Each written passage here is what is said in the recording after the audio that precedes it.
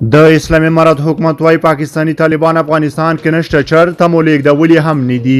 سلام درنو لیدونکو، ستړي مه شئ. دا د مطلب پوره جزئیات در سره دې ویډیو کې وګورئ او که چیرې مو زموږ چینل نه وي سبسکرایب کړی نو د تازه پر وخت د خبرونو مطالبو لپاره در سره سبسکرایب کړئ.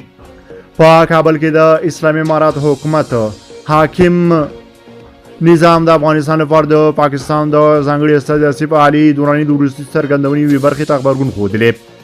د اسلامي امارت مرستیال ویان بلال کریمي د دوراني هغه خبره رد کړې چې ګواکې دوی د پاکستان په غوښتنه د ډیورنډ کرښې له نږدې سیمو پاکستاني طالبان نورو سیمو ته لیږدولي.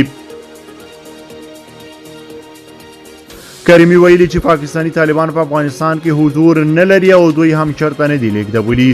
مخکې د طالبانو ویان ذبیح الله مجاهد ویلي وو چې د پاکستان د اندېښنو د لرې کېدو لپاره د ډیورنډ کرښې له نږدې سیمو څخه د وزیرستان کډوال نورو سیمو ته لیږدوي.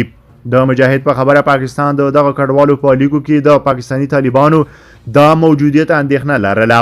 د پاکستان ځانګړي استازي په تازه څرګندونو کې ویلي چې طالبانو نورو سیمو ته د پاکستاني طالبانو د لیږد بهیر پیل کړی چې دوی یې د فعل هر کلی کوي او د ښو پایلو هیله ورڅخه لري.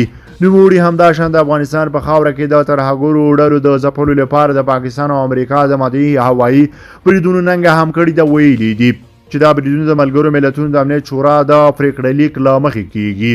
طالبان د پاکستاني استازي دغو خبرو ته غبرګون نه دی ښودلی.